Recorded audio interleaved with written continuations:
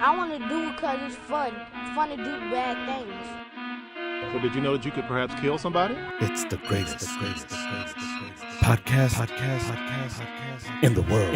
Yes, but I wanted to do hood rat stuff with my friends.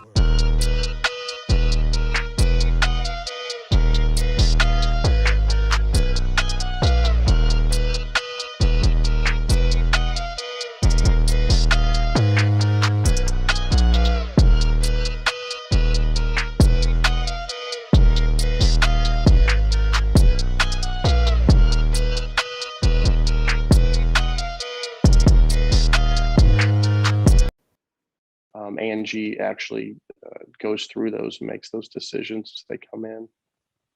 And so that's Angie McDonough again? Yes.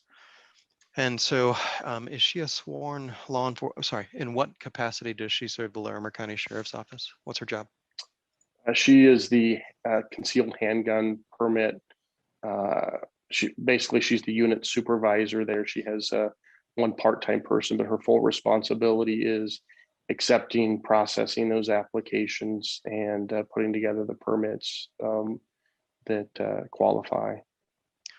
Do you know what training, education, or experience Ms. McDonough has in terms of that permitting process? I do not. Okay. I'm going to show you what's marked as 15, and this appears to be the Larimer County Sheriff's Office policy manual for your unit. Okay. Do you believe that to be accurate? I believe it is. I have not seen it for quite a while.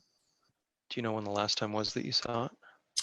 The last time it was updated. Is there a date on there? There's a date on an order at the end, but it's April 7th of 2020. So that would be after some of these things had happened. No. So before that, I think it was like maybe 7 years ago. It's the last time I looked at it. So 2014 probably. Yeah. Do you know if it had been updated at all from 2014 until April 7th of 2020 when we see this special order attached to it? Not to my knowledge. I don't keep track of the policy. Okay. And why don't you keep track of that policy? Because I'm not the one that makes changes to it. Okay.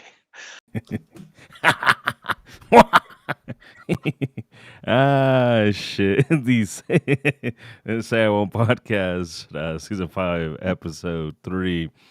My name is Edgar Antillon, and on the other line is Mr. Computer Literate. Are you getting any echo? I'm sure if you don't solve the audio issue, probably we'll get some echo, but as of right now, no. Okay. I'm going to turn my Yeah. speakers down a little bit. Good evening, Mr. Gunn website, Mr. Content Producer, Mr. Websites. Dudes all over YouTube on a regular, Mr. Gunn Calendar. We should also that shit's all, he has a lot of good shit out there, man. Yes, he does. Thanks for the heads up. Sounds good. All right. So this is going to be weird doing this on speaker. So I missed the entire audio. You can't change it? Position. You can't change it but for your headphones? It's just not coming in through the headphones. Oh, that's weird. So, but if it sounds good, it's good. I can hear over the speakers. Yeah, it's good. Yeah, so basically the audio, recapping this for Isaac, the audio was essentially 2 parts of the deposition. It starts off with Justin Smith explaining that Angie is the supervisor and she's the one that's in charge of approving the permits, and then I cut it to Angie. Brian DeBush, our attorney, asking Angie if she can confirm that it was the policy, and she says, yeah, it is. And when the last time she's seen it, she says it's been a while since I seen it. When is it last dated? And Brian explained last year, 2020, I think April something 2020. She says, okay, then that's when I read it. And then before that, 7 years. Brian, our attorney, asked her or she says that she doesn't keep track of the policies. Brian asked her, "Why don't you keep track of the policies?" Her reply was, "Because I don't make the changes." So that's kind of where we're at with the litigation with Larimer County. That's the level of competence that we've been dealing since the beginning. There's a lot more that I'll share. In fact, already on the YouTube channel, Gun Expert YouTube channel, if you're on the Gun Expert YouTube channel, I have already uploaded both of the depositions for Sheriff Justin Smith in basically saying it's all on Angie. I don't know if you have a different recollection from it, but it was basically we agree with Guns for Everyone. We just don't want to publicly admit that we agree with Guns for Everyone, or by court order or whatever, have to admit that we agree with Guns for Everyone. And then the other one, it's all on Angie because Angie's in charge of that department. So basically, the sheriff's office up there is running like the Biden administration. I don't think it's going that well up there. Not my fault. It's the other guy's fault. It's my boss's fault. It's my old boss's fault. It's my boss's fault. Oh man, so that was it. Yeah, the full deposition's there.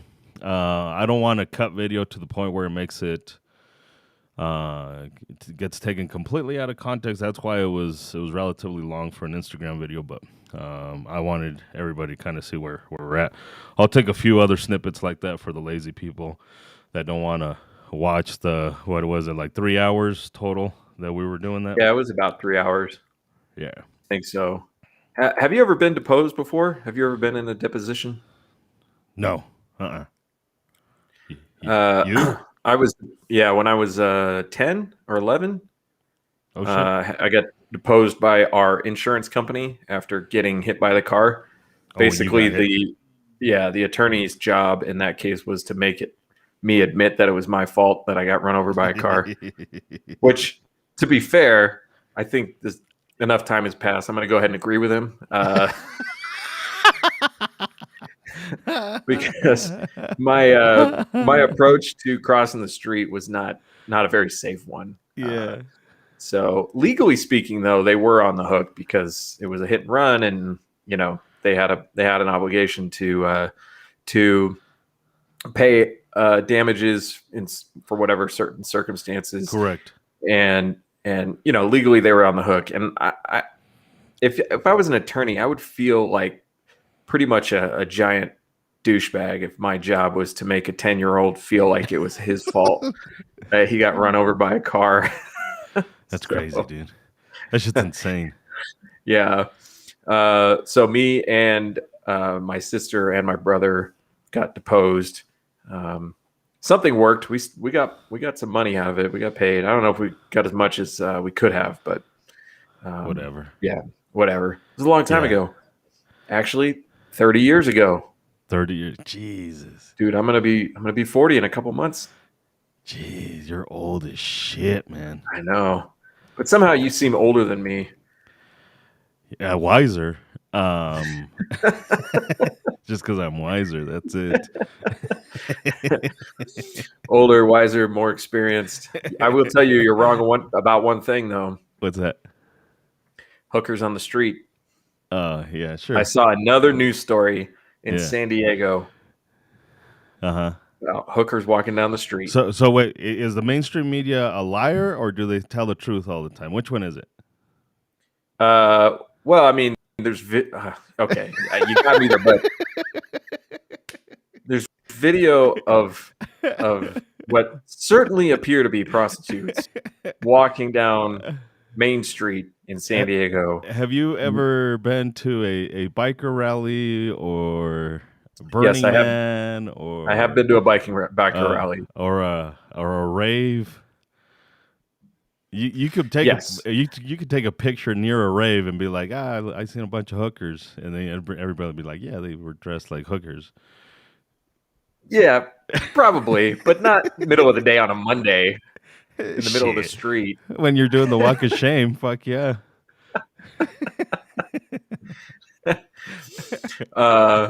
So, and also these ladies of the night, or in this case, ladies of the middle of the day, Middle of the day. were aggressively soliciting. It looked like on the video, aggressively soliciting people in the area. Yeah, it's just bonkers. Which fits with the scenario that was the training scenario. So oh yeah, 100%. the only thing that I didn't see in the video was, pimp. So it's still missing one element. Yeah, but the police department was nearby, so maybe they were the pimps. They were the pimps. Yeah. So yeah, I got 2 examples now. I can Yeah. point to. Yeah. So that makes it true. Like I'm 2% right. Just got to get to 100. Yeah. What else is going on in the world? What is your what do you make of this vaccine mandate direction? Where are we headed? Oh, we want to talk. As a small business owner. You said vaccine and everybody dropped off. Yeah, it's I'm gonna say the same shit that everybody else says, but I guess that's the way you get viewers, right? Is just say the same shit that everybody else says, and say I like freedom and not vaccine mandates. I don't know what else you can say about that. What about private companies requiring it? Well, that's on them, right? Like I don't have to participate in their whatever the fuck they're doing, right? It's the free market, so do whatever the fuck you want to do. So my take on this is pretty similar, but I do seriously question where the motivation to require the vaccine is coming from. I've read something recently that the government is putting pressure on these companies behind the scenes to require these vaccines for their employees. Yeah. So well, and that's where the issue is at, right? Then it's no longer the free market, then it's the government. Just like they're doing with some scientists. I was reading. I'm gonna try and look it up as we're talking about how the Delta variant didn't come about until the vaccine came about, and essentially this vaccine is designed to keep the virus alive, which is why you see a lot of people still getting it. So it's not supposed to kill the vaccine, it's supposed to keep it alive and learn how to deal with it and shit like that. So your chances are good on not having to go to the hospital and shit like that. So it does help you in that manner. But then it also gets to the point where the virus, because it stays alive, it learns how to also fight back, and that's where you get the variants from, because you are also not only are you teaching our immune system how to deal with it, but then you're also you're teaching the virus itself how to mutate and fight off whatever it is. So that's how you get the fucking Delta variant. So I'm going to try and find the scientific studies on that. Yeah, so I've heard from more than one source, and at this point, I wonder how credible it is to even cite your sources, because even if you have an impeccable source, people are going to doubt it and argue with it and bring up their own impeccable sources. We all have access to information that we barely understand, and we use it as our justification to justify what our personal position is. I mean, I'm completely honest about that. My personal position is I don't want to be told what to do. Yeah. And if you're going to tell me that I have to take a vaccine, that's going to make me not want to take the vaccine. Correct. And so I'm completely transparent about that's the way I think. And of course, all the learning and the searching that I do is kind of oriented towards that. But I did find it interesting that one of the former VPs of Pfizer, I can't remember his name off the bat. He had 2 videos that I've watched. Only one of them got a lot of attention. The one that I'm going to refer to, he made, I don't know, like a few months ago. But he was talking about variants. Now, he was talking about this before the Delta variant came out. But he was talking about variants, saying that he did his own analysis of these variants, and they're very they're variants, but they're not that different from each other. The difference between these is in the tenths and hundredths of a percent difference in their genetic code, not full blown different strains of the virus.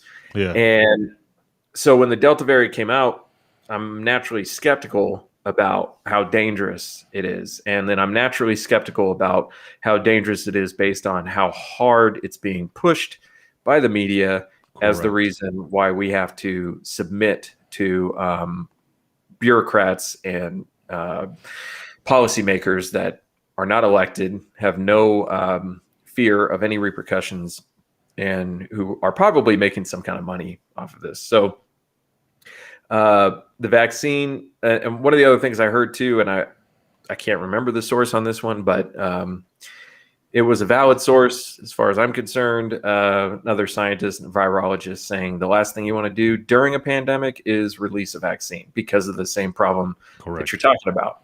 A great number of people will get the vaccine and they will be resistant or immune to the virus, and several percentages of people will get the vaccine and get the virus, and the virus will say like, hey, I'm going to mutate a little bit. I'm going to be a little different. I'm going to try to stay alive.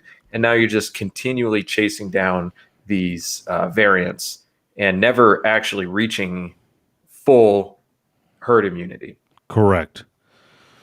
Well, and I don't know, dude. It just my biggest fear is well, it's not even a fear, right? It's just a frustration that a large populace, and it's getting bigger, dude. Like it seems like it's just getting bigger, and history has taught us that it just gets bigger.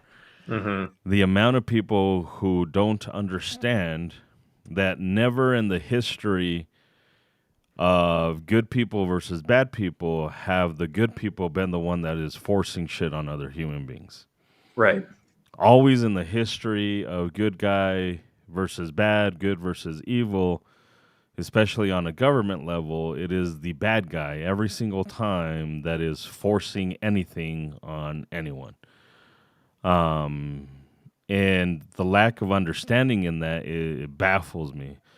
I have no issues with the person that says, I fucking love the vaccine and I'm going to fucking take it 3 times a week and I'm going to put it up my butt and I'm going to enjoy it and I'm going to masturbate with the vaccine.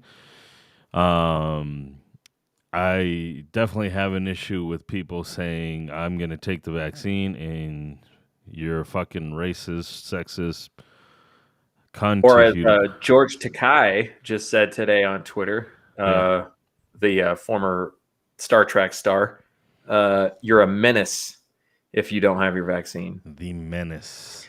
This language we this language is concerning. As the language gets more and more venomous, and we're talking about life and death here, it gets more and more concerning. I heard a really interesting podcast with a doctor, biologist, I believe, who studies mate selection, and he studies all kinds of things around genetic preferences. And he was on the Jordan Peterson podcast, and he was talking about how in times of high disease and high danger, the population tends to get served.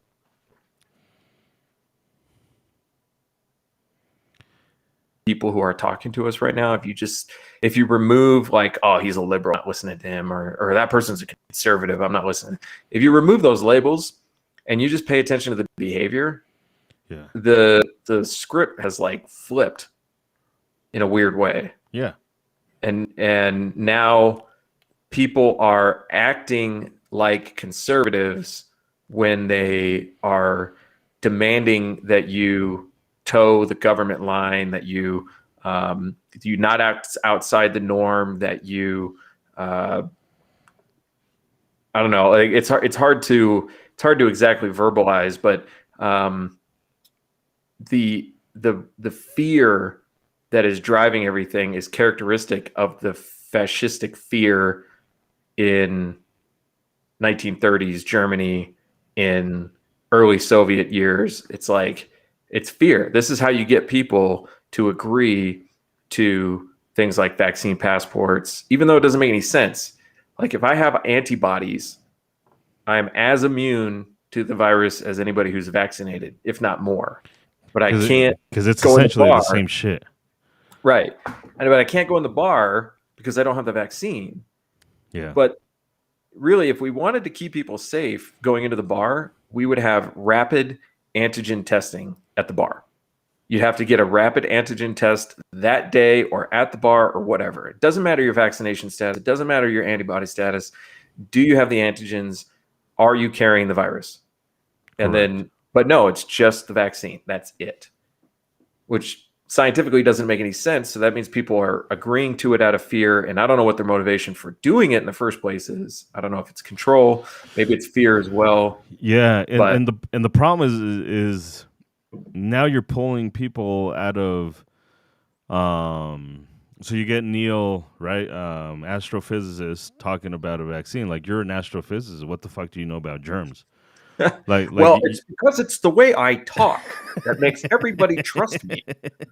Like, or fucking Mr. Mechanical Engineer. Like, what the fuck do you know about viruses? And they have these people talking to the people, to the masses about germs and shit like that. Like, you're not the guy.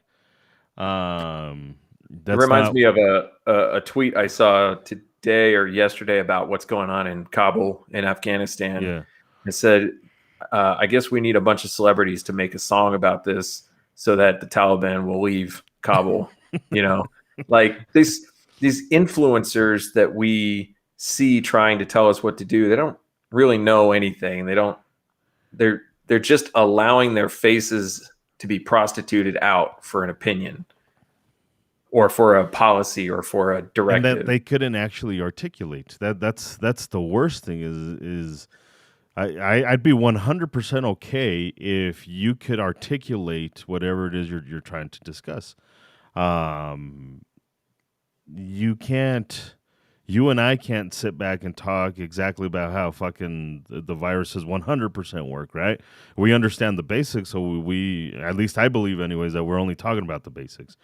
If you tell me a vaccine is the virus and you're just giving it to somebody in low doses so that they build an immunity to it, well, me catching the fucking virus is the same fucking thing as you injecting me with low doses, right? Like, it's the same fucking shit. I caught it, I got injected. Like, it's the same shit. We're talking about the same thing here. But these people don't subscribe to, well, they don't even understand the complexities of how it all fucking works, and they just say shit. Again, I 100%. I don't even believe that Neil does a good enough job on explaining the complexities of. I understand why he does it, but astrophysics, let alone the fucking virus. He's not a virologist. He's not a germ guy. And that's like, the biggest issue. You have these scientists that don't know about this shit, that have a political inclination. You know for a fact they have a political inclination, stating this shit as fact. Well, it's not fact. It's just an opinion based off of what everybody else is regurgitating at the moment. It's okay to have opinions. It's okay to even have wrong opinions. I mean, everybody should encounter at some point in their life where they're like, oh, I held this opinion, I found out I was wrong. But to act like it's not only the truth unequivocally, but also that everybody else has to conform to it. Correct. And when you're talking about injecting somebody with something you can't take out of it, it's not like a decision you can make and you're like, yeah, I changed my mind, I don't want to do it anymore. You know, a lot less people should be holding these opinions as tightly as they do. I'm okay with scientists have, like, people who are in the field having opinions, and they're going to be conflicting opinions. But when somebody like Neil deGrasse Tyson or Bill Nye, of all people, are talking to you as if they have some secret knowledge that you're an idiot if you don't believe your lying eyes, you know. Correct. There's a certain percentage of the population that is just going to reject that out of hand. Like, And I think there's also an equal percentage of the population is going to accept that without question. We're all kind of put on this curve, this bell curve of risk tolerance, of intelligence, of temperament, of all these things. And people think that they've formed their own opinions and they've got the right information. Like, dude, you just fell somewhere on this curve. Correct. You know, like you didn't get to pick where you fell on this curve. You just are where you are. Now you can maybe change it a little bit once you're aware of it, but it bothers me. It bothers me how tightly people hold these opinions, and I can't talk to people about this stuff without wondering if they're going to completely flip out. You know? Yeah. And they're doing the same thing that they do for race. That's the beautiful thing, right? That we love black people, we love Mexicans, we love Native Americans, except not Candace Owens. We can't like her because you're not the right type of black. So if a scientist comes up and says, I'm a fucking virologist, what you guys are saying is all bullshit. This is the worst thing you can do is do the vaccine right now because you're allowing it to mutate and turn into something, and you're just chasing a fucking mutation every 6 months. You're just chasing another variant of it. Just let's keep one, and then. But if that fucker says that, then he's a fucking idiot. Like he's not the right type of scientist. And again, they do that shit with race all the time. If I say fuck Joe Biden, then you're not the right type of Mexican. Like we only want to hear one type of Mexican. That shit is dangerous, man. People don't understand how dangerous that shit is. That's fucking racist. When you were growing up, did you ever watch The Faces of Death? No. The VHS tape where you got to watch real footage of people dying. Have you ever even heard of this? No, I was watching El Chapulín Colorado or Chespirito or Sábado Gigante. Okay. So this is pre-internet. Well, pre-mass internet. This was mid-90s. There was this pre right now internet. It was you had the fucking $10 a minute internet that gave you text. We had this video, and like you could find it. I don't even remember where somebody got this tape. This was like back in the day where bootlegging tapes that's how you got a hold of the good stuff. And this thing is called Faces of Death, and it was like this production of real and also face of people dying. Like the video starts with an autopsy, and you're seeing this guy's head get, his face get cut off and his face get peeled down over his head. So can you imagine being like 12 years old and be like, oh, look at that. Oh, look at that.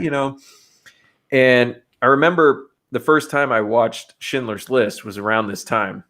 Yeah. Schindler's List did a good job of dramatizing, all the dead bodies in the concentration camps. And then somewhere around this time, I started seeing real videos of concentration camp. Primer Impacto. I did watch one Mexican. That's the same shit. That's the same shit. I did watch one Mexican TV show back then, and it was Ay Caramba. That was like the Mexican version of America's Funniest Videos. Yeah. So anyway, the point of all of this is like there was this gradual introduction when I was a kid to videos of dead people or people who are being killed, right? And I think it's not that unusual for a kid to be. Was this for school or just? Not The Faces of Death. This was like me and my friends, but watching footage of concentration camps, that was school. Yeah. And so it's just like this slow inoculation to seeing people being killed or seeing dead bodies or whatever. Getting into like college, you start getting into, Kazaa and LimeWire. And I remember seeing some pretty heinous videos of people getting killed back then, And I remember thinking like, wow, who could do something like that? Yeah. But then the more you watch it, and then there was a good period of time during the mid 2000s where the cartels were putting out a lot of videos of them, chopping people up. I saw some pretty horrific things there. I've seen a lot of death on camera. Some pretty run of the mill type stuff and some pretty heinous stuff. And so I'm pretty inured to it, pretty inoculated to it. It doesn't shock me anymore. But when people see stuff like this and they're not used to seeing it, and I'm only talking about video here, I'm not talking about the real thing. When they're not used to seeing it, usually the first thing out of their mouths is, how could somebody do something like that to somebody? Correct. How could they do that? Well, you give them the proper motivation. It's not that hard. Correct. And history has shown us that it's not hard to motivate people to slaughter each other. And I'm not just we talking talked about soldiers. Yeah. That's what we talked about, I think, in last podcast when we were talking about how I brought up the fact that I forgot what it was, but the idea was that white people today, we'll talk about, are white people inherently racist? And the idea is yes, under the right circumstances. You just probably were raised in the wrong decade, right? The wrong era. If this was the 1920s, you probably would be racist. Is everybody inherently a murderer? Well, yeah. Under the right circumstances, you will murder somebody. So, yeah, I mean, it's that, and we are slowly starting to see that shit where you see people who are getting to the point where they're threatening violence against people who are not vaccinated and shit like that. So, I saw a tweet. Yeah, I saw a tweet of a guy saying they should be rounded up and shot.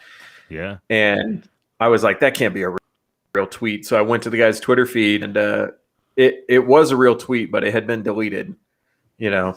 And the guy, he didn't delete it. Twitter deleted it. And I know it was a real tweet because he was talking about it afterwards, and he was like, I stand by what I said. I don't have any problem with that. Correct. And that's the weird shit, dude. It's just these people who claim to care, are all in one breath are saying if you care about your neighbor, you'll get the vaccination, and if you don't, then I'll round you up and fucking murder you. So I was listening to this podcast today. I just found it. Shit, the sniper here. I was listening to this podcast today. I found it on Twitter, and it's a hate listen. It's a communist podcast. And the episode I'm listening to is Debunking Wacky Communist Myths. And these guys, they're interested in communism. So they know more about it than your typical person. So I'm going to give them that. I'm going to give them that they've probably studied certain aspects of this far more than I have. Yeah. Here's the problem, though. From the U.S., though. From the U.S., yeah. When I think about the ideal system for the world to follow, I lean towards capitalism, and I lean towards smaller societies as much as possible.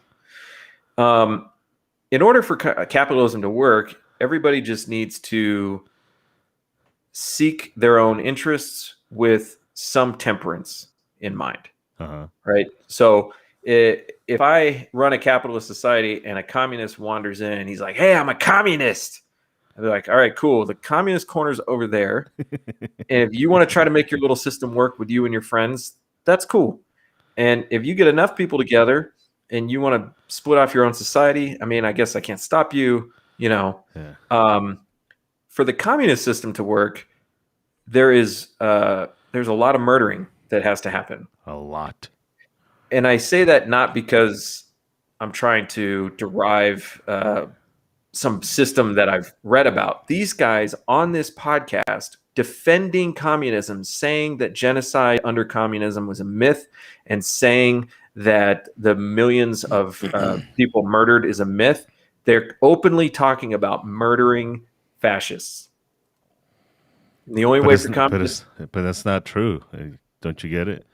Yeah, it's like, and the idea here is like, well, we need to murder the fascists for communism to take hold. Well, That's a pretty brutal system, man. By the way, who's a fascist? Anybody who's not a communist? Like remember when we had that guy on the show that didn't want his identity on, and I was asking him, I was like, so it's okay to mistreat and punch and kill Nazis? Well, yes, of course. All right. Well, where do you draw the line on who's a Nazi and who's not a Nazi? Correct. Because when you're trying to establish an authoritarian regime, which they openly admit that they are trying to establish an authoritarian regime, and the dictatorship of the proletariat, that's what they refer to it as. So that's authoritarian, right? Yeah. Well, you're going to have dissenters. You're going to have wreckers, as they call them. What do you do with those people? Well, you murder them. Fuck else are you gonna do with them? What else are you gonna do with them? They don't consider them people, And the idea of dehumanizing your enemies is nothing new. We don't have to rehash that. But that language is coming out not just from regular people. It's coming out from celebrities. It's coming out from influencers and politicians, and it's becoming acceptable to talk this way. So. Yeah, I'm trying to read some of the shit that Che Guevara said about. Chris says, "Hate to see you guys take a lie detector test." Well, yeah, I'd murder someone under the right circumstances. Well, and it wouldn't be the right circumstance. It would be more in certain circumstances, because I guess you'd have to be in some of the most fucked up of circumstances. Yeah. Define what you mean by right. Correct. All the puzzle pieces came together in the right way for you to be motivated to do that. So, aside from them denying pretty well recorded, they're denying the motivation. I'm rejoicing in that same action, and they blame. This is another thing. This is kind of like the COVID thing. If you want to say 100 million people died under communism in the 20th century, well, I'm going to go ahead and say that everybody who dies now is having a. Thanks for stopping by, Dustin. Good to see you. I'm not going to say stay safe, but I hope you don't get COVID. I'm going to say from Che Guevara. Okay. 1959. We're going to do for blacks exactly what blacks did for the revolution, by which I mean nothing.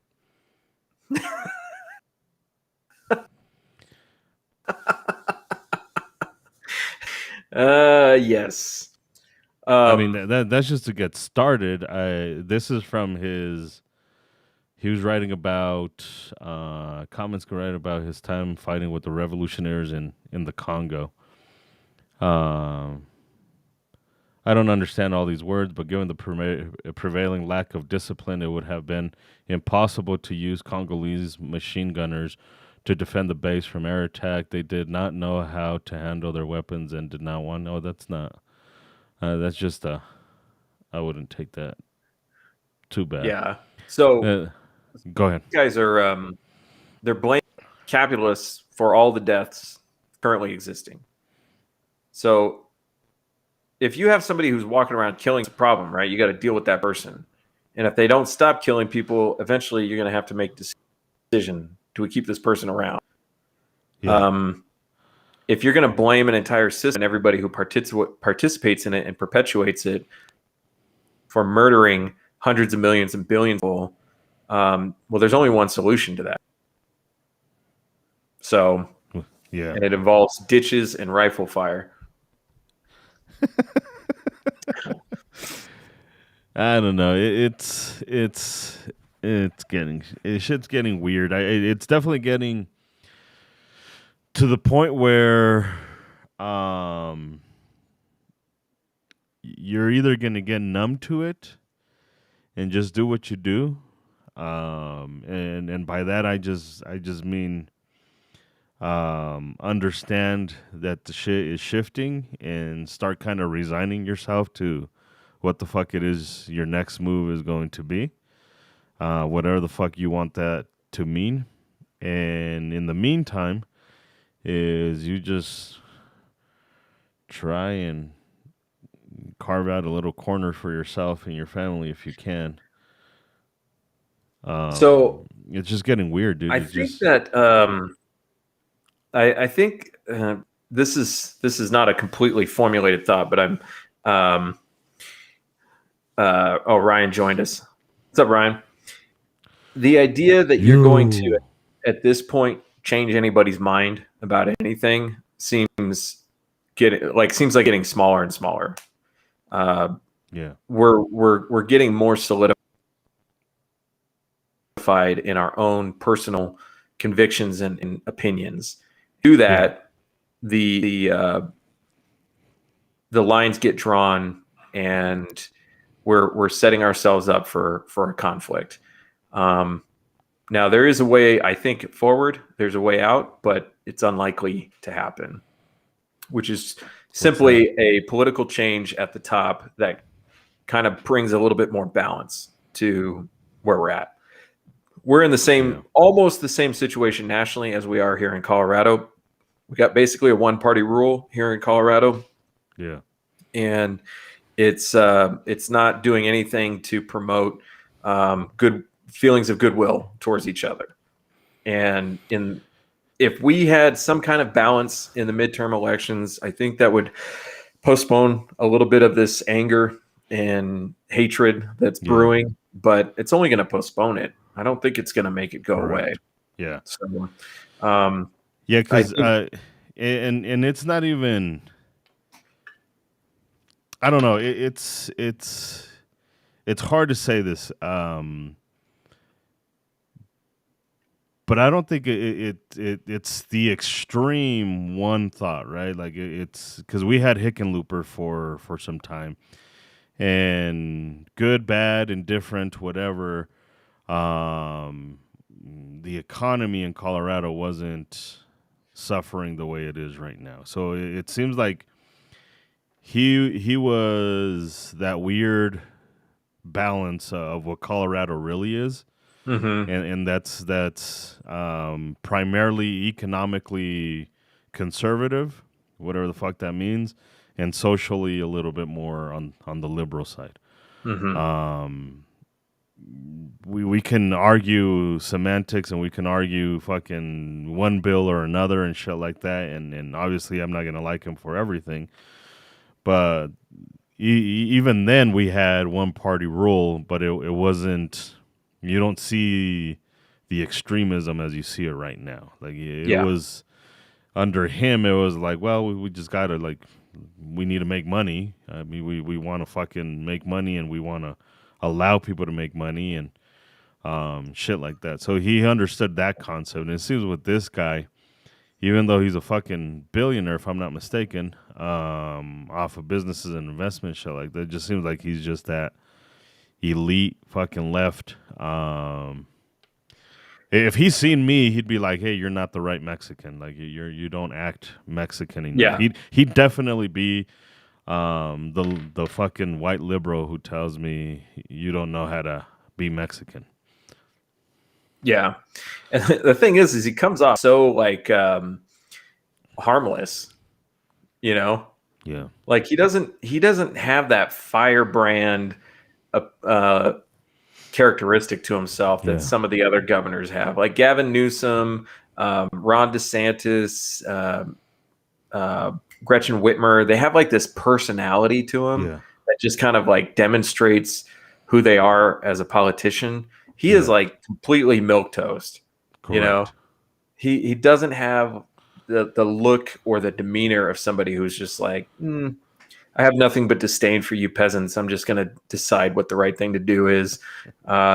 So this is kind of an aside, but did you hear that they are trying to pay elementary, middle, and high school kids to take COVID tests at school on a weekly basis? No.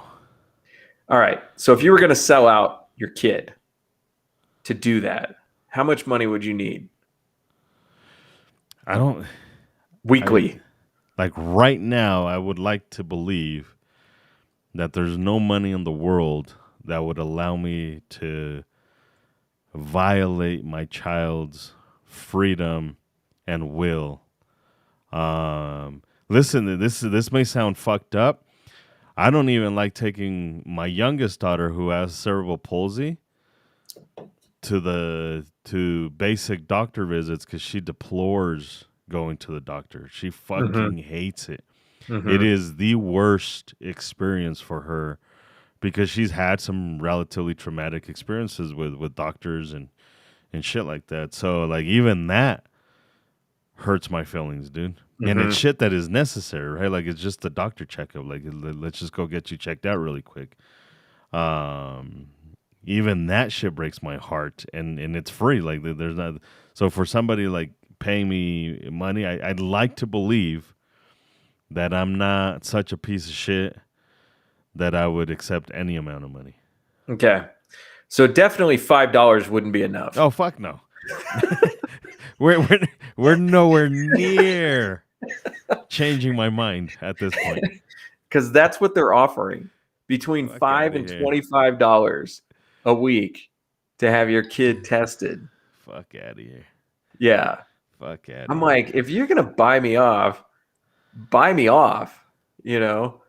And they were doing this for free. Like the introduction of paying the kids was only done this year. So yeah, it was quite eye-opening to see that. Correct. No, that's fucking dumb, dude. That's dumb. And that's the shit that's I don't know, dude. It's complicated, right? Because if my kid said, if my son is like, fuck it, I'm just gonna milk this shit. Like I'm gonna find out a way to capitalize on this shit, right? And figure out a system where he hustles the shit and he wants to make an extra $25, and I mean his brain being poked, not mine. Have at it, learn how to hustle the fucking system, and get the money back that they've already stolen from us. But it sets such a fucking dangerous precedent for the rest of the world. I mean, for the rest of our existence at that point, that all we need is a little bit of money.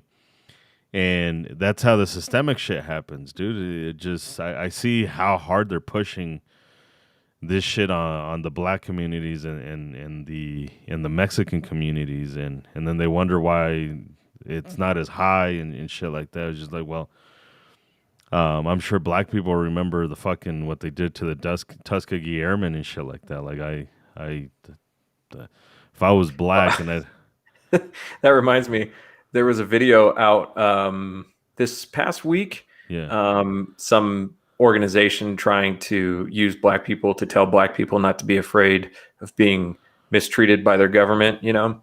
And this woman, she was the grandchild of one of the Tuskegee experiment victims, and she was like, "Yeah, I recognize the pain and the betrayal, and what they did was horrible, you know. But I just want people to know that this time, if you are using the past behavior of the government as a reason to distrust them now, just stop." That's what she said. She said, "Just don't do it." She didn't have anything to back that up.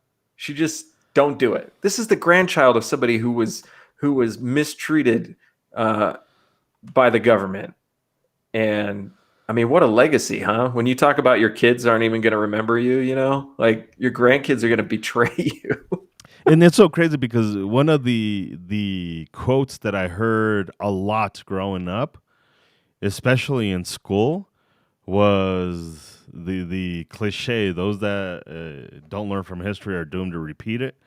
There's variations of that and shit like that. Like, when did we fucking forget that? Like, when did we forget that we have to learn? This is why I'm okay with keeping up KKK shit, right? This is not because I want to idolize that shit, but I want to remember these pieces of shit. So next time they show up, I know what the fuck they look like. I don't want to keep up a KKK statue to idolize this motherfucker. I just want to remember what this fucking asshole fucking looks like. So next time you show up, I know what the fuck your get up is. One of the things so I go on these science rabbit holes, and I forget who it was. This was a neuroscientist and a psychologist talking about memory.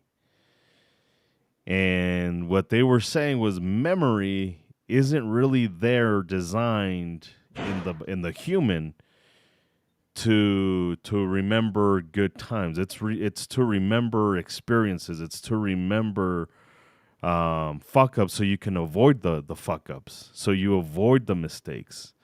It's not to remember when you had your fucking birthday and shit like that.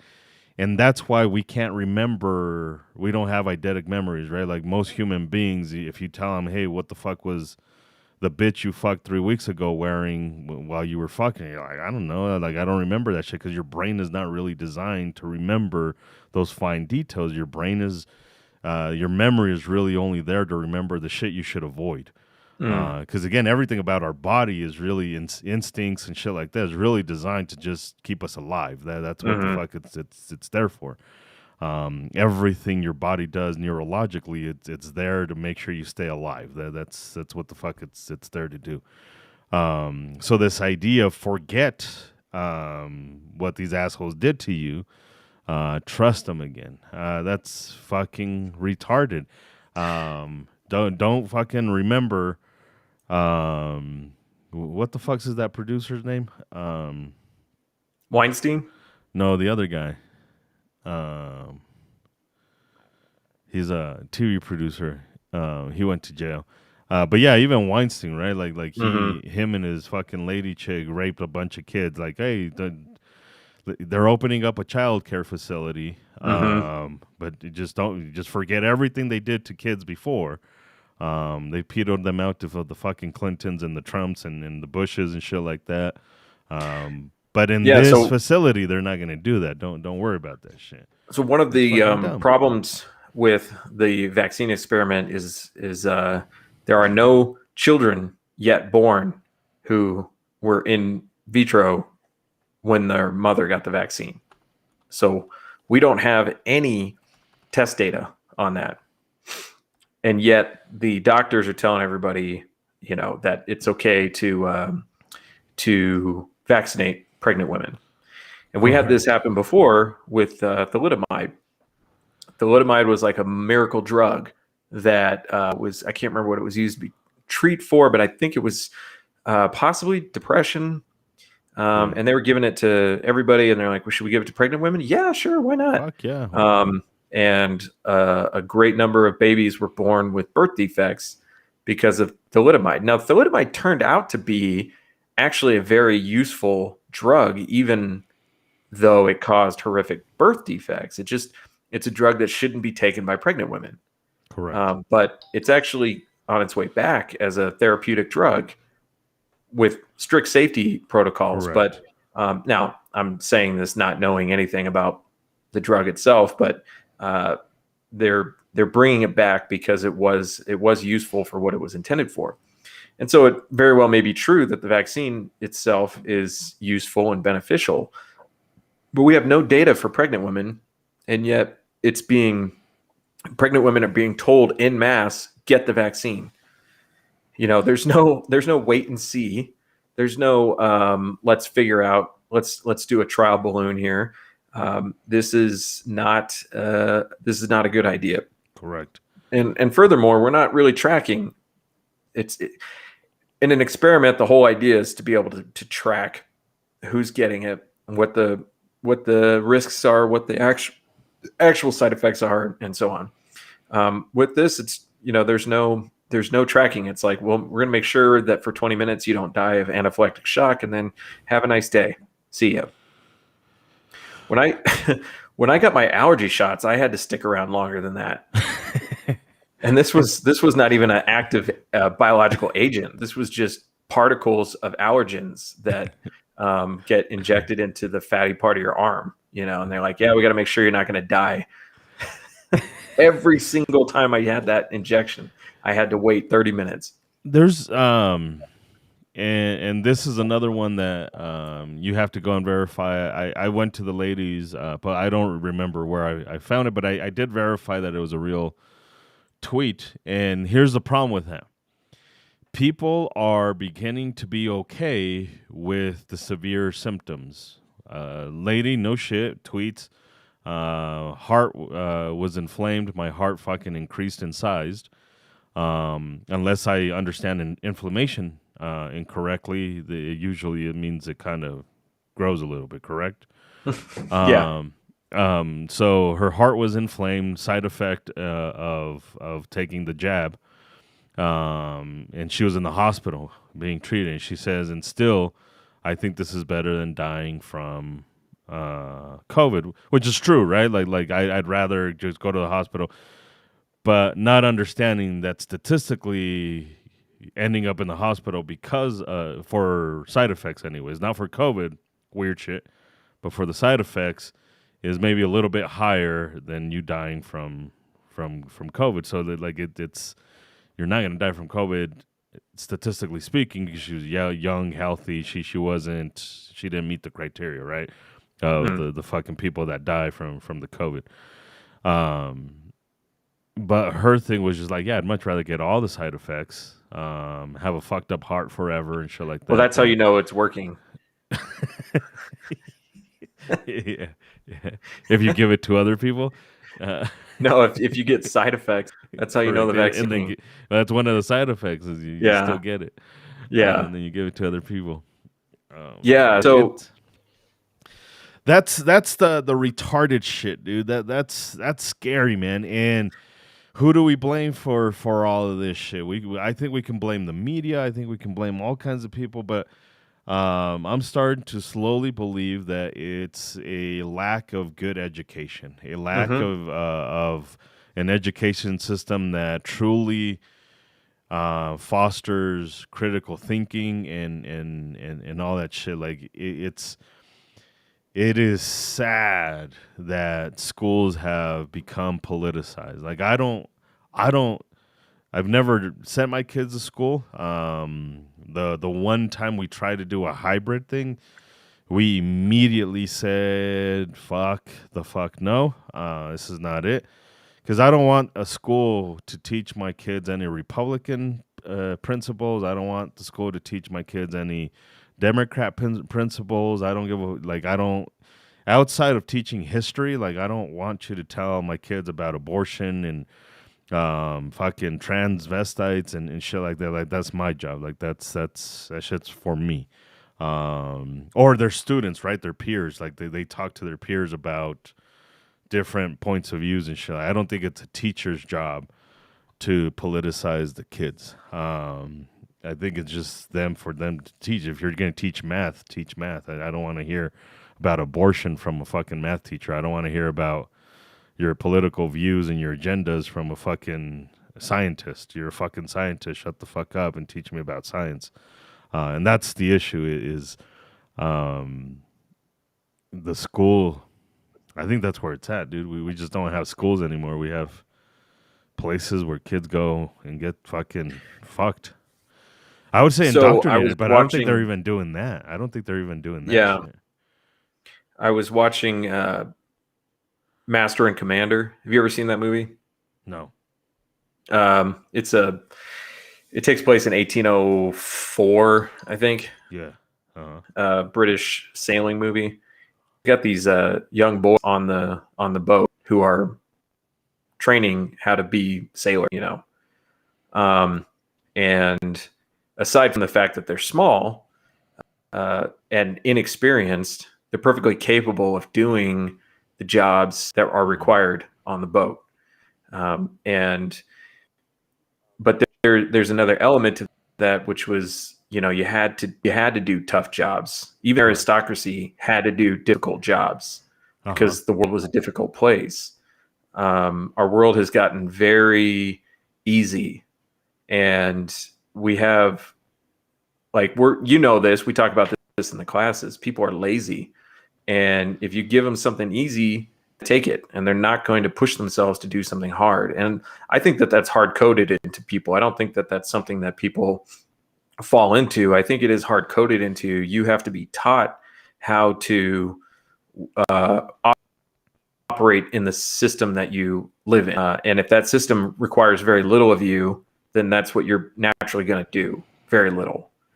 And so our education system, I think, is more of just a reflection of our prosperity as it is, you know, any kind of like evil system that's designed to steal your children. I think things have gotten easy, and we can get away with knowing very little about the world around us. Well, at least we think we do, because grow up thinking that, and they end up not being able to deal with brutality of life. Even if it's not physical brutality, it's emotionally brutal. It's brutal. And so the system where you can underachieve and still be successful, but yeah. So yeah, it's just, yeah. So, but anyway, yeah. And you see it, you kind of see it everywhere. So I think a few weeks ago I talked about, or some fucking time I talked about, maybe it wasn't even on here. I talked about, because we see this everywhere, right? It's not just for COVID, it's not just for that shit, but we see this on the racist and systematic level as well. So I've seen a lot more posts about Colorado. So every once in a while I jump on my personal Facebook page, and then I see posts on different Facebook groups like Marketplace and those type of the swapping places, and occasionally you'll see a native saying, "Hey, I'm a native," and then people like tearing him apart, like "fuck you guys" and "fuck you natives" and all that shit. So you're seeing a lot of hatred towards the native, and then the pattern that I see is and I take count because I am genuinely intrigued on any scale about finding a pattern. I like to analyze why it's. I kind of like studying at a certain level, like why certain things happen, for what reason, and what were the things that triggered it and shit like that. And these people are usually the woke liberals that are doing this, talking shit about the natives, and then you start to step back and they're like, wait the fuck a minute. Like, what you are saying is that you came here from a different place. You came here from a different land, and you came into Denver and gentrified it, which means that you fucking robbed land from black people and brown people and relocated them to another spot. Let's just say Green Valley Ranch or shit like that, because Denver created these places for them a long time ago, anticipating some gentrification in downtown Denver and redeveloping and shit like that. So, like, that is how ironic is it that the woke liberal is doing exactly what they blame the Republicans of doing, right? Like stealing people's lands and relocating them and shit like that. And that's the mind-boggling shit. Like, you do not understand that you are woke as fuck to the point where you don't see your own hypocrisy. You are doing that. You're coming into Denver, stealing Mexican and black people's homes, relocating them, and then yelling at them for being the natives. You are essentially victimizing the people that were already here. Like, how do you not connect the two fucking dots that you are Christopher Columbus, homie? You are fucking. Well, there's nowhere left to go. There's nowhere to go that wasn't occupied before. There's no safe place on this planet. Fucking go to Kansas. What about the Indians in Kansas? There was nobody there. That shit was nothing there. We made sure no fucking teepees, no fucking dirt huts, no adobe, no none of that shit. Fucking nothing. So the entire population of the state or of the country needs to fit inside of Kansas. I think that would make Kansas at least more interesting. They would fit. If the entire population of the world would fit in the Grand Canyon. I think 300 million people would fit just fine in fucking Kansas, the state of Kansas, or at least the wokeness. Well, definitely that. Yeah. Go walk the talk. I mean, we've been stealing land from each other since there was land to steal, you know. Yeah. I don't it's interesting. There's a religious concept of generational guilt that gets talked about in the Old Testament a lot, and the older cultures, you know, especially the older Judaic cultures, definitely buy into that, Yeah. or at least have in the past. And it's the same in this woke culture, like this generational sin that you're responsible for the actions of your relatives, your predecessors. Correct.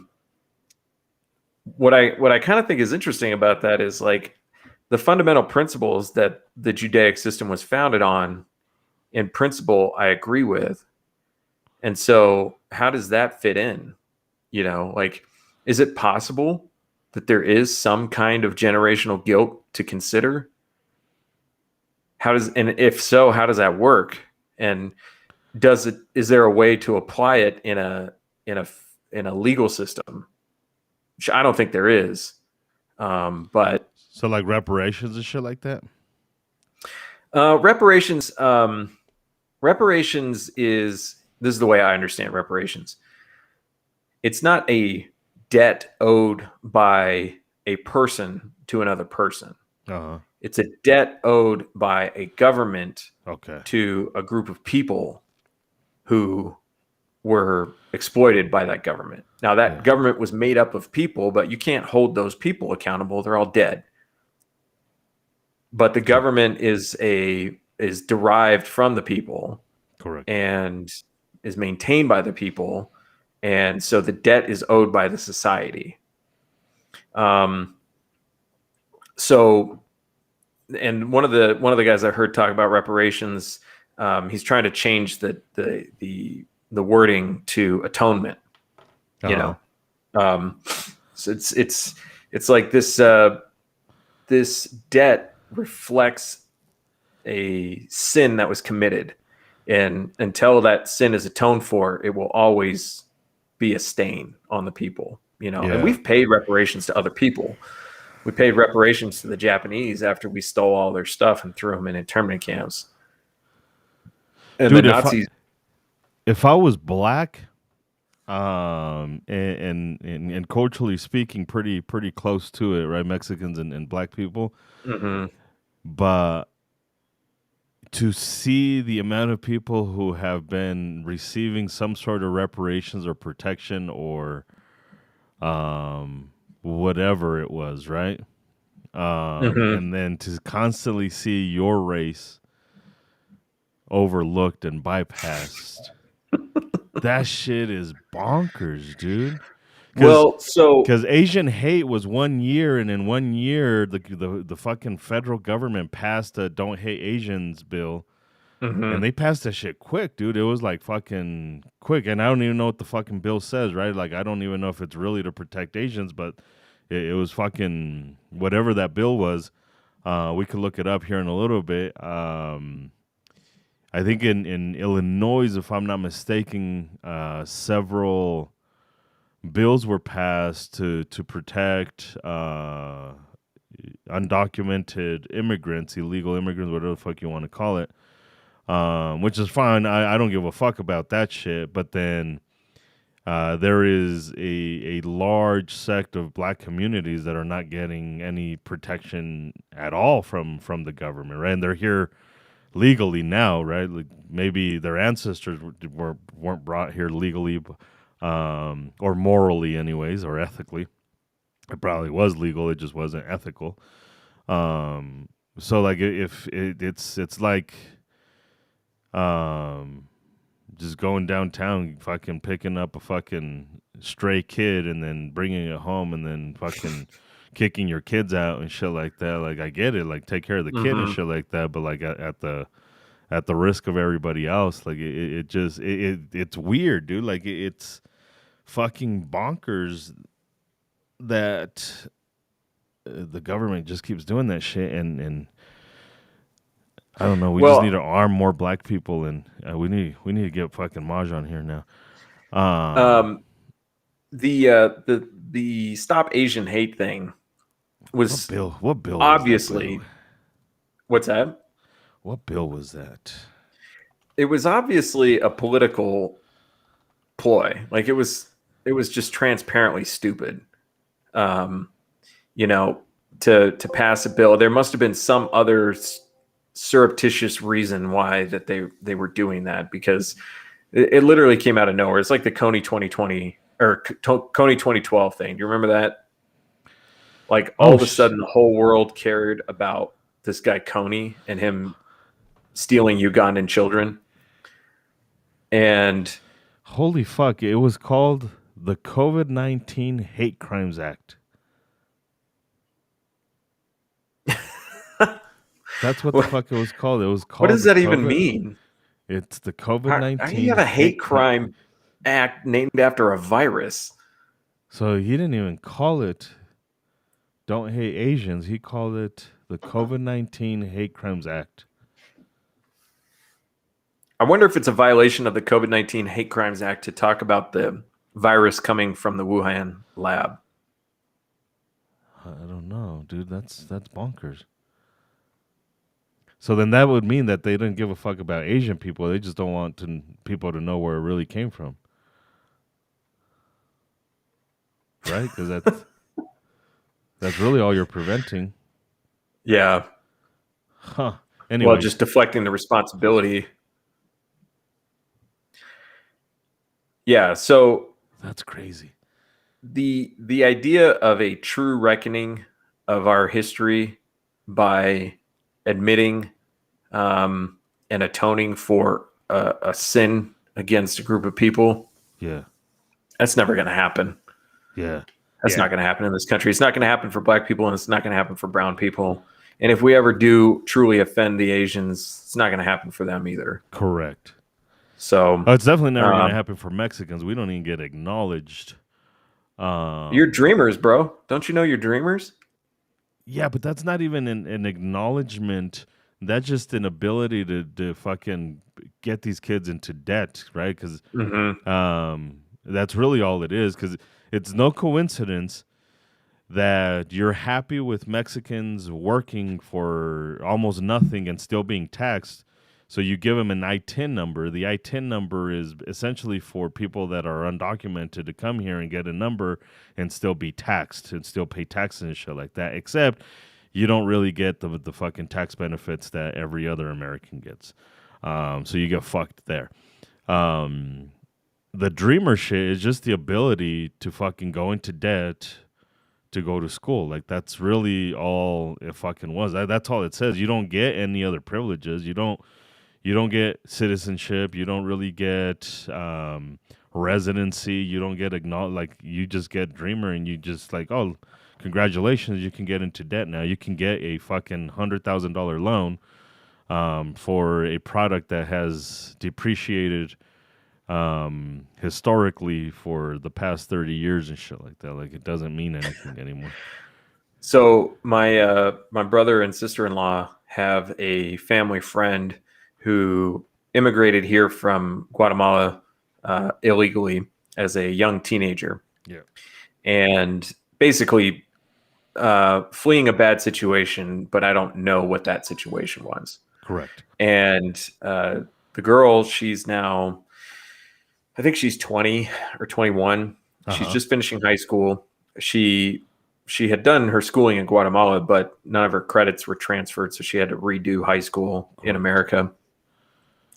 And she's getting ready to go to, a college or university, and she's trying to get on a college scholarship for soccer. But she was finishing her.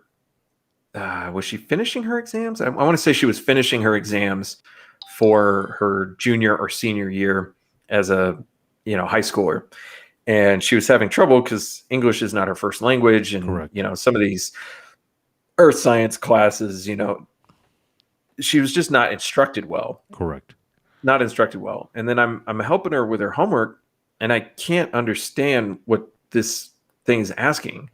It's like, it's not making sense even for an English speaker, you know? It's like when you try to read directions that were originally written in Chinese and then translated to English, you know? I'm like, man, this is your homework, you know? And she's like, this was her final. This was her junior year final for Earth Sciences. And so we worked on it, and she had to plot a bunch of points on a graph and then answer some questions about trends that she saw in the graph. And she flips over a page after having graphed, I don't know, 30 points on this, or plotted 30 points on this graph. She flips the page over, and she thought she was done, and she missed like another 15 points that she was supposed to plot on the graph. And she goes, well, I'm just not going to do it. And I was like, hey, it's not my final. You do whatever you want, you know? So then I hear from her through my brother, like a week later, she said she got an A on the final. And thank you for the help. She basically gave up on an entire fucking graph and then managed to get an A. Got an A. And I'm like, how is this your education? You know, she didn't even understand what she was doing. I had to explain each step for her of what it was that they were asking for and why. And none of that was explained on the sheet. You know, like, why are you doing this? If you really want to know the absolute fucked up shit, my son, who's 15 years of age, if I'm not mistaken, he's technically at this point enrolled at Red Rocks Community College. Mm-hmm. No high school diploma. No, we haven't even acknowledged that he graduated. My son, he's a cheap ass, and he likes to download softwares.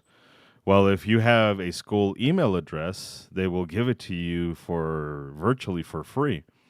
So he's like, fuck it, I'm just going to enroll into a community college where the acceptance rate is 100%. They'll never deny you. And he's like, what's the worst that's going to happen? They deny one fucking person because he's too young. And nope, he was fully accepted into Red Rocks Community College. So my point is even if you wanted to skip high school altogether, you can still go to a community college and essentially pass the shit there, and then transfer your shit. You get all your prereqs done, and then transfer to fucking DU or transfer to fucking, and none's the wiser. Like you went to college, and like I've never been requested paperwork or proof that I went to high school or any of that shit. Like it's never been requested of me. I have had it requested, but only like within the first few years of graduating. When I got my job at the state, I had to show my college transcript. That to show that I had finished. Did they have to be sealed? I don't think so. So like you could have technically printed some shit off. Yeah. There was 2 copies of your transcripts. There was an unofficial copy and an official copy. And the unofficial copy you could just download off their website, but it said unofficial on it. And then the official copy you had to request. But I can't remember if you had it sent to you or if you had it sent directly to. Usually you had it directly to them. Yeah, but I mean, my last job that I applied for and got, I didn't have to show anything. I told him I was a college graduate. I told him where I'd worked and all that, and I was like, okay, cool, good enough. So now that job has a test you have to take in order to be considered for employment, and that test is not easy. Well, I should say it's not easy for a lot of people. I don't think it was easy for me. Some people consider it to be easy, but is it a personality you won't be test? Considered for employment unless you pass that test. It's like a mix of competency and personality test. Okay. So I definitely fail. Yeah. I didn't fail it. I passed it on the first try, but you don't ever get to hear your score or anything like that. I would probably fail So that shit. I know more than one person who's failed it trying to get in. So it's like you need that certain level of intelligence to get in. Yeah. But I didn't have to show any documentation of anything. Yeah. That's crazy just to work at. So I don't know. I have very, very, very little faith in the school system. I have very little faith in even my own ability to teach my kids at this point. Again, it gets down to like what the society requires of you. You know, it's like we lose something every generation until we have nothing left to lose, I guess. Which is weird because so I think that I said this the other day to somebody. I think we deserve everything that's coming to us. Yeah, of course. Everything that's coming. We basically have been running on credit for, I would say, probably about 40 years. And we've been running on the credit of the generation before us that kept the Nazis and the communists from taking over the world. And they paid a serious price, and we've been living off of that for a long time. So the bill is coming due, I think. Gun website says we gain new as often, if not more, than we ever lose. I don't know. I don't think that's possible forever. I think at some point we're going to hit like a critical mass and not be able to sustain what we've become accustomed to. And what we've become accustomed to in the Western world is peace and prosperity. Not without its faults, not without its downsides, but we've been living in a pretty good time for the last 80 years. Yeah. Yeah. I know so many more people than my grandparents ever knew in their lives. A child today has the opportunity to know so many more. That's true, but there's a lot of people not worth knowing.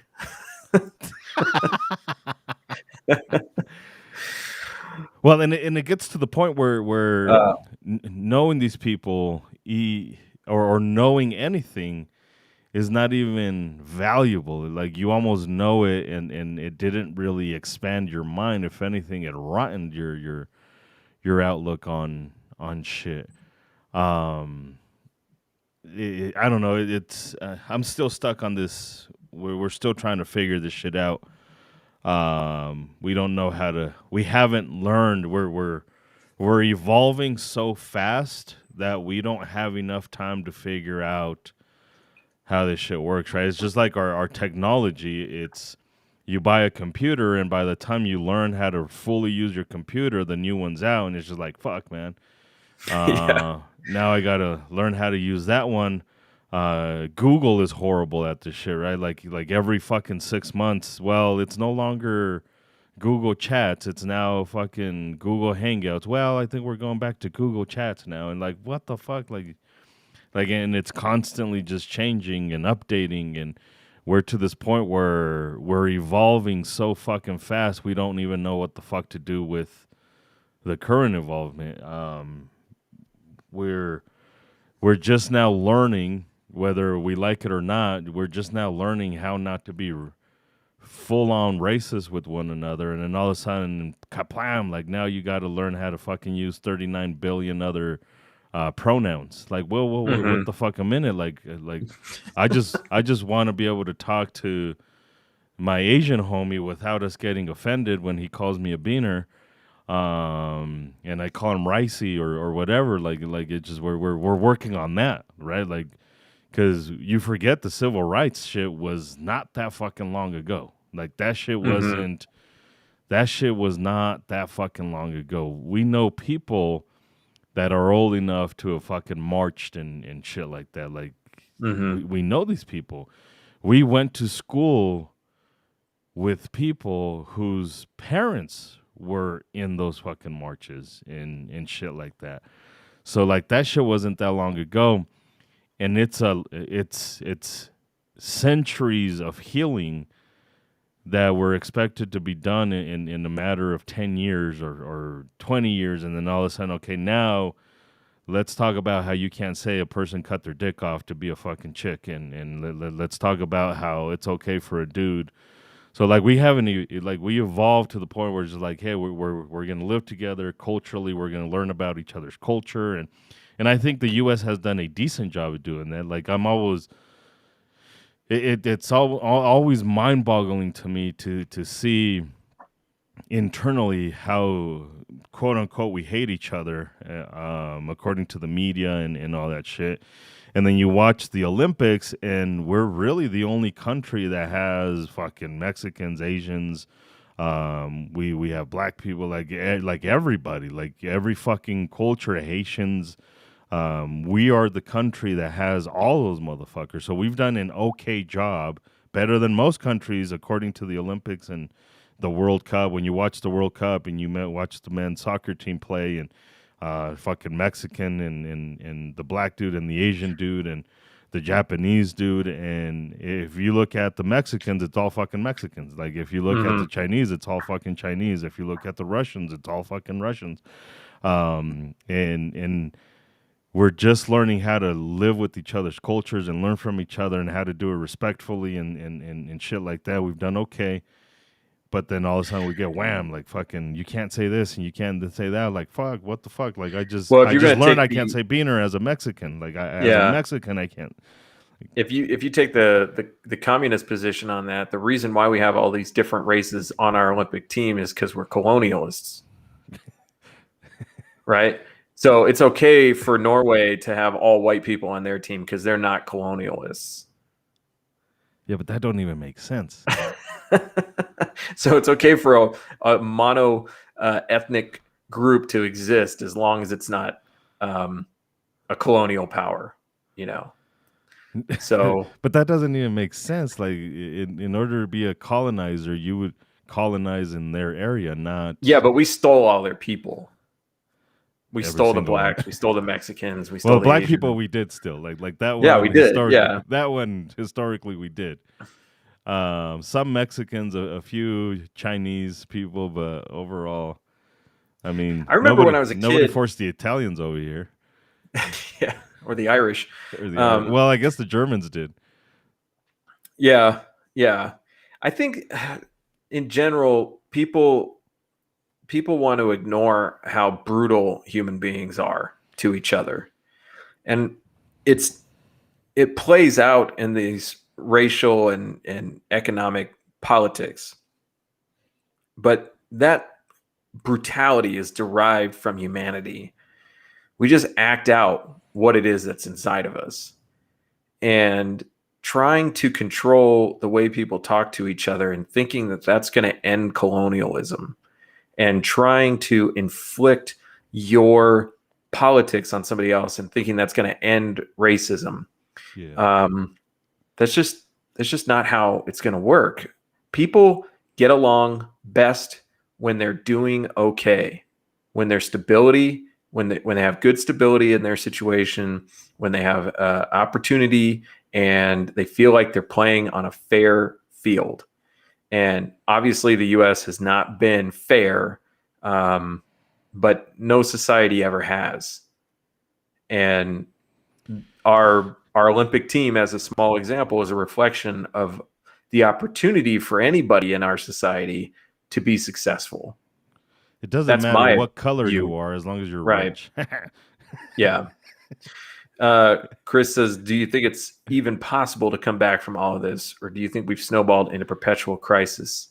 I think we're right on the precipice. That's what I think. I think we could come back from this, but it's going to be very difficult, and I'm not sure we're up to the task. I think there is a way back. I'm just not sure we're up to it. It's tough. And then who starts it? That's the thing. My wife and my kids, we went out to eat Sunday, I believe, Sunday night. And nothing fancy. We went to TGIF. We went to Fridays. Basically frozen food that gets reheated. It was good, but that's what it tastes like. It tasted like a good fucking TV dinner. And our server, she was a black lady. She asked us like, "Oh, I've served you guys before," and then I said, "No, I don't think you've served us before." And maybe she had. According to my wife, we've been there before, so maybe she had. And then so I made the joke, me being me. I said, "No, we're Mexican, so you know how that goes." She's like, "Yeah, same as black people." And then I just made a simple comment because she went on like, "Oh yeah, it's black people and we all look the same, Mexicans and shit like that." And she mentioned that we were cousins and culturally the same. And so I don't know why I made this fucking comment, but I made it because she made the comment of we're the ones that are at the bottom of the totem pole. Oh, that's why I said it. Yeah, she said we're at the bottom of the totem pole. And then I said, well, we're the fuckers holding it up. So, and she made a comment that was afterwards, like it stuck with me. And it was a very Biden comment. Mm-hmm. And that was the sad thing to me because she quickly went to, yeah, rich people don't know how us brown people live. Like, wait, whoa. Like, what the fuck happened here? Like, we were just talking about simple shit, right? Just quick little jabs and shit like that, and then give me the fucking food. But then she started ranting about how rich people, and then when we were leaving, I was telling my family, I was like, she actually just said what Biden said, that brown people and black people are smart as or that poor kids are as smart as white kids. That's essentially the comment. Mm-hmm. She was basically just reinforcing what Biden said as a black woman, saying that us, this Mexican family, and her, a black lady, are the poors. She doesn't know my financial status. She doesn't know how much money I have in the bank account. She doesn't know, but she assumed because you're brown and I'm black, we have to be poor. And that's where I have like, for me, like, how do I tell this lady that's not the way to think? Like, that's not. So when you talk about are we at a point where we can't come back from this? Like, it'd be super fucking tough to come back from this. Well, the simplest way back from this is prosperity. That's the simplest way back, because people do not have these types of conversations when things are going well for most people. It's never going to go well for everybody. It's just not possible. That's not how the universe works. Yeah. But people were not having these conversations. Well, I shouldn't say weren't having these conversations, but these types of conversations were more rare when everybody feels like they've got a shot at doing okay or doing well. And I think everybody does have a shot, in at least in principle. You know, some people are just like prone to bad luck. Yeah. Some people were born into awful situations and it's going to be an uphill climb. But one of the things about the US that's pretty much always been true is that there's always a way forward for somebody. We don't have an aristocracy in this country the way European countries did, where no matter how much money you had, you'd never be accepted as, a valuable member of society. Correct. So yeah, and when people talk about, like, when people say systemic racism, that's kind of what I'm thinking about, is that messaging that comes across to people that you've got nothing to look forward to because you're black. Correct. You have no possible success in your life. You are at the bottom and you're going to stay at the bottom because you're black. Brown or whatever. Or brown or whatever. Yeah. And that's the real poison, because you could tell it just like she embodied that. Oh yeah. Like I was making it a race thing, and she quickly equated being broke with being brown.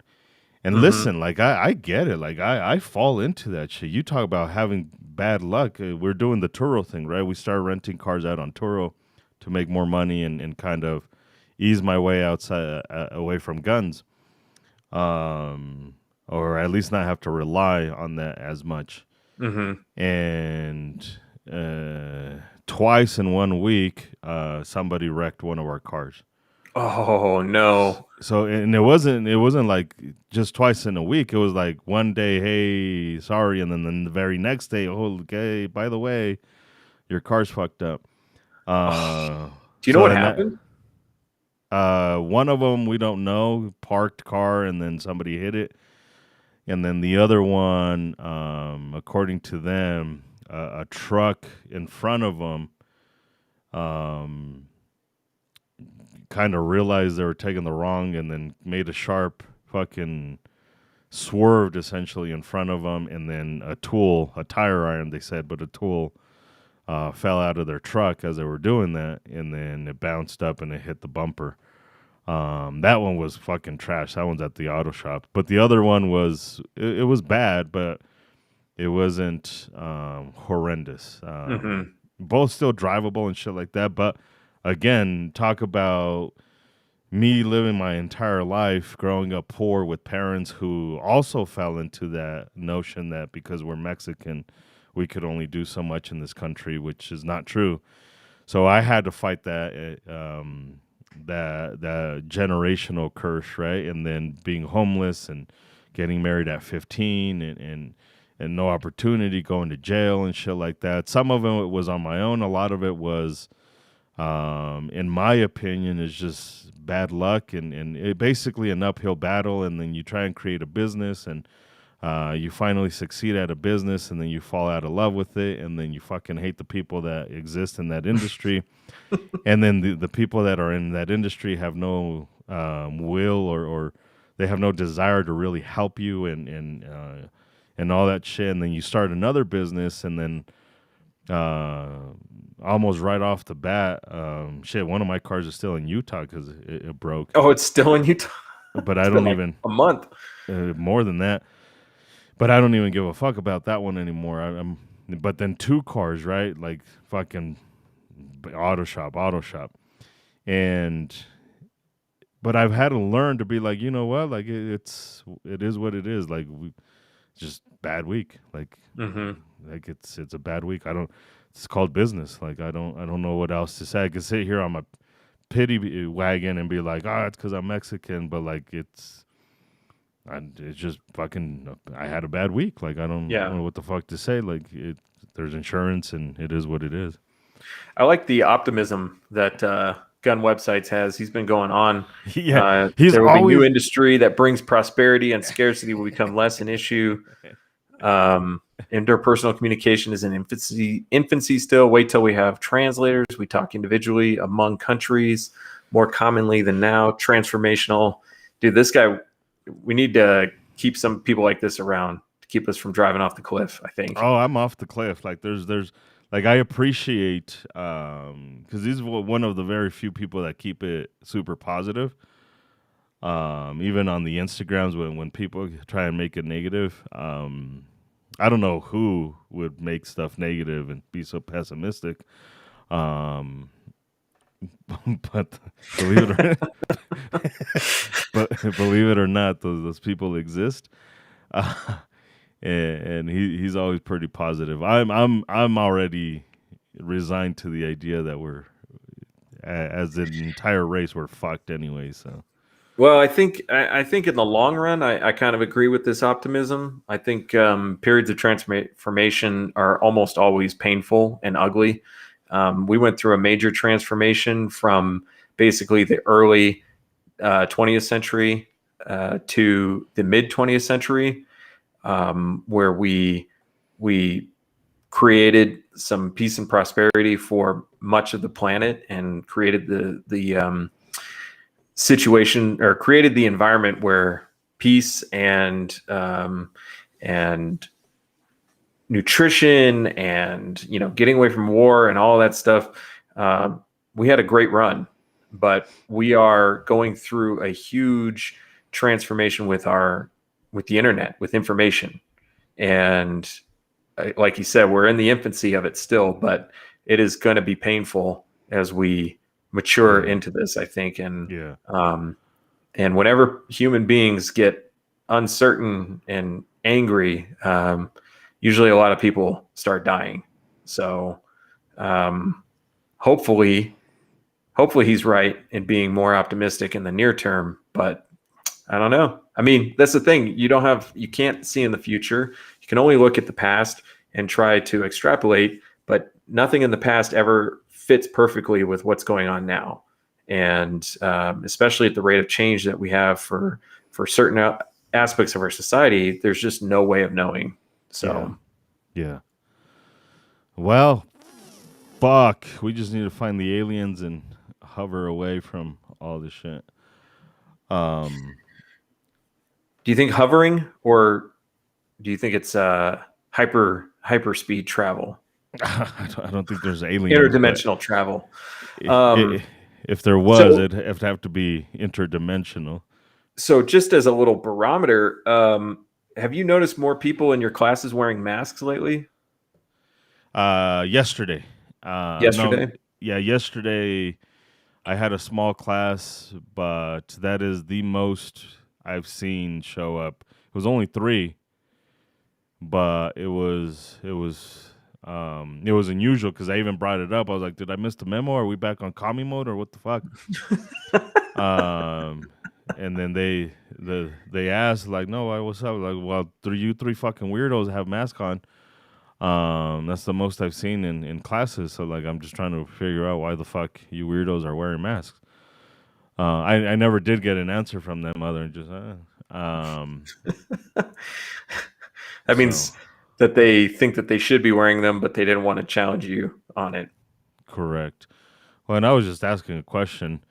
That is the most frustrating thing about my communication. I legit just want to know why. Mm-hmm. Tell me why the fuck. And then people are like, often think I'm just being an asshole about it. Like, no, just fucking tell me why. Like if I ask you why the fuck do you like taking it up the butt, like I just want to have a fucking legit conversation with people get all offended about that shit. Or whatever the fucking thing it is. So, like, I was asking them a question. I was really waiting for an answer, and they were just like, I was like, oh, no answer? I'm like, oh, okay. So, just move on, I guess. That's weird. Yeah. Super weird, yeah. So Ryan says he's wearing a mask again. Is that because people are asking you to, or because you have to, or because you want to? I think Ryan has always been pretty cautious about the Rona, because if I'm not mistaken, and I hope I'm not speaking out of turn, but health issues, he'd probably be one of the ones that died if he caught it.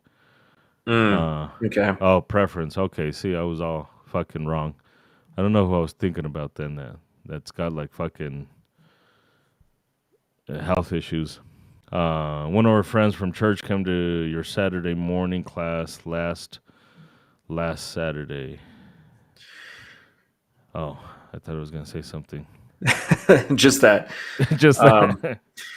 Yeah, I've noticed a small uptick in my classes. There was a couple months where nobody was wearing a mask on a regular basis, and now it's like maybe on average 2 or 3 people. Yeah, which is kind of weird. Yeah, super weird. But well, I mean, I wear a mask because I'm ugly.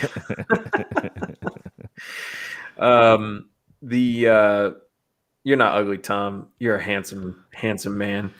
In my classes, my classes are not as crowded as your classes, but either way, I don't think it matters. I mean, if you're in there for 2.5 hours, the mask is not going to make a difference. No, not only that, but all the touching of stuff and so the people that are wearing masks, I've also been noticing that they have no issues touching. Like, there's no issues with handshaking and getting close and 6 feet, and so these people are still grabbing my certificate. No hand sanitizer, no any of that stuff. So it's that. So I thought it was funny when Tom, we've learned in society that there is no ugly men, only poor ones.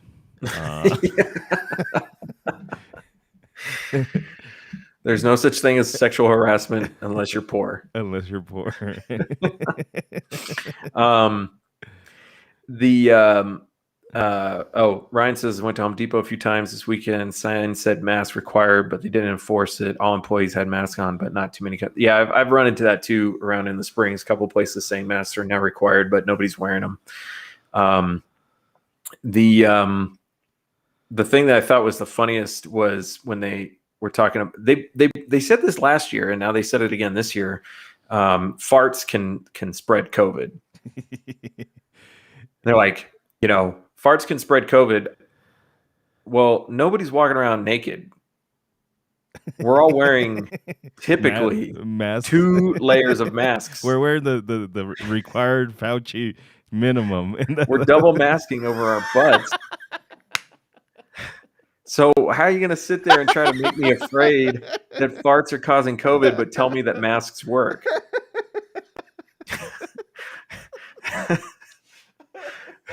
Like something's not adding up here. Oh shit. Yeah. Now, oh shit. The interesting thing is, the more and more we separate ourselves from mask mandates, if given the option, most people will go without their masks. Mm-hmm. Most people will, which is, it says 2 things. We love freedom, and even if masks did work, we don't give a shit about our health. Well, how many things can you afford to be afraid of on a regular basis? People know how dangerous driving cars are, but we're just like, well, I'd rather drive than not drive, so I'm going to accept that risk. Correct. And then the other thing that has been, I forget who the fuck I said. I want to say Joe Rogan because he sounds like this guy, but his again, if it was him, it sounds like him though. Like, if we're really concerned about the people getting COVID and dying and shit, like, let's target the people that are the weakest at this shit, right? It's the fat people. It's you can't do shit about the old. You can't tell old people be young. But it's the people with underlying conditions, people with asthma and shit like that. So a lot of this stuff you can work on, right? Like, you can be healthier, you can eat better, you can exercise, you can be stronger, get more sun, have more vitamins and shit like that. So all around, just be a healthier fucking human being, and then your risk of dying from COVID is almost zero. Never zero, because zero doesn't exist, but about as close as you can to zero.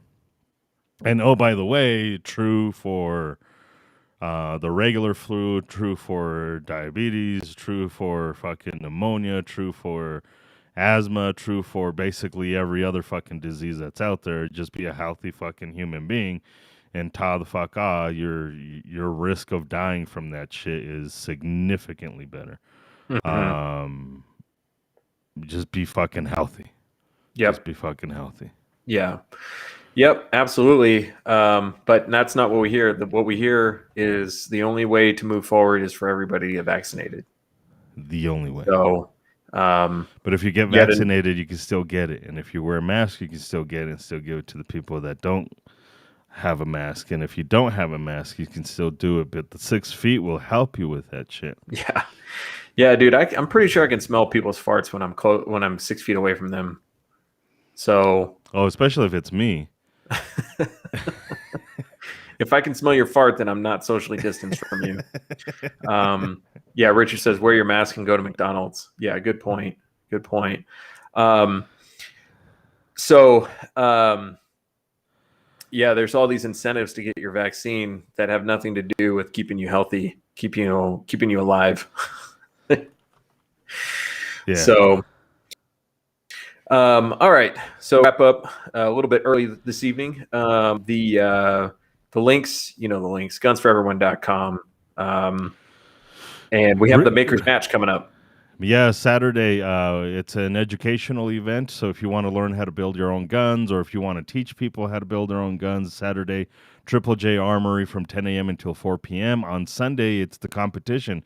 So if you have a P80 laying around, you want to compete with it, or if you just made your own gun with a 3D printer, go to the national website, gfbnational.com. We also have links on our social medias, and sign up for that match.